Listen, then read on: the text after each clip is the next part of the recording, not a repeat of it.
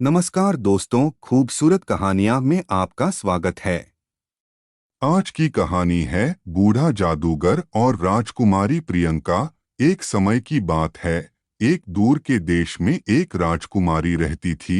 उसका नाम प्रियंका था।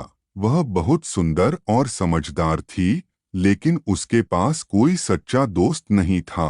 राजकुमारी के माता पिता उसे प्यार करते थे, लेकिन उन्हें अपने राजमहल के कामों में व्यस्त रहना होता था और इसके कारण वह बेहद अकेली महसूस करती थी। एक दिन राजकुमारी प्रियंका राजमहल के बाहर निकली और जंगल में घूमने चली गई। वह खुशी खुशी जंगल की खोज में निकली। जंगल में घूमते समय राजकुमारी प्रियंका ने एक बूढ़े जादूगर को देखा, जो अपने छोटे से कुटिया में निवास कर रहे थे। राजकुमारी और बूढ़ा जादूगर आपस में मिले और उनकी मुलाकात हुई। बूढ़ा जादूगर ने राजकुमारी की अकेलापन का राज जाना और उसे अपनी मित्रता के लिए आमंत्रित किया। बूढ़ा जादूगर ने राजकुमारी प्रियंका के साथ दोस्ती करने की प्रस्ताव दिया और राजकुमारी प्रियंका ने खुशी खुशी स्वीकार कर लिया। राजकुमारी प्रियंका अब बहुत बार जंगल में जाया करती और बूढ़े जादूगर के पास चली जाती। जंगल में घूमते उनके बीच की दोस्ती जल्द ही बढ़ती गई और वे आपस में बहुत खुश रहने लगे। बूढ़ा जादूगर भी अकेला था। वो राजकुमारी प्रियंका को अपनी बेटी मानने लगा था। बूढ़ा जादूगर एक बड़ा ही शक्तिशाली जादूगर था और उसने राजकुमारी प्रियंका को कई जादू सिखाए, जिसमें उड़ने की शक्ति,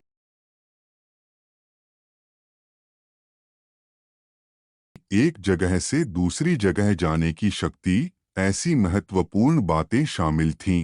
राजकुमारी प्रियंका ने भी उसके साथ जादू सीखा और उसने एक नई दुनिया का खुलासा किया।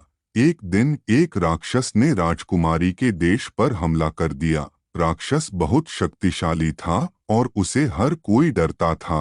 राजकुमारी के माता पिता ने राक्षस से लड़ने की कोशिश की, लेकिन वह उसे हरा नहीं पाए। राजकुमारी ने अपने जादू से राक्षस पर मंत्र फूका, पर राक्षस पर उसका कुछ भी प्रभाव नहीं हुआ। राजकुमारी बहुत देर तक राक्षस से युद्ध करती रही, पर राक्षस नहीं हारा। फिर राजकुमारी जादू से मंत्र फूंककर बूढ़े जादूगर के पास चली गई। उसने सारी बातें बूढ़े जादूगर को बता दी। बूढ़े जादूगर ने एक जादुई तलवार बनाई और राजकुमारी को दी और कहा कि इस तलवार से राक्षस के माथे पर वार करना तो राक्षस मर जाएगा। राजकुमारी जादू से मंत्र फूंककर राक्षस के पास चली गई। राजकुमारी फिर से राक्षस से युद्ध करने लगी। उसने मंत्र पढ़ा और वो आकाश में उड़ने लगी। राजकुमारी ने तलवार से राक्षस के माथे पर वार किया। जैसे ही राक्षस के माथे पर तलवार लगी, एक जोर से बिजली चमकी और राक्षस मर गया।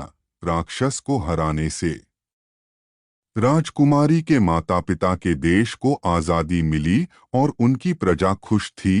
राजकुमारी ने बूढ़े जादूगर का आभार व्यक्त किया और उनकी मित्रता हमेशा बनी रही। राजकुमारी को एक सच्चा दोस्त मिल गया था। अब वो अकेली महसूस नहीं किया करती थी, हमेशा खुश रहती। दोस्तों, अगर आपने इस कहानी को अभी तक देखा है, इसका मतलब आपको कहानियाँ अच्छी लगती है।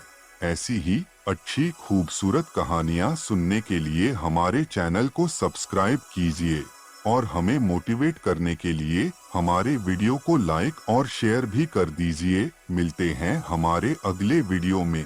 हमेशा खुश रहिए।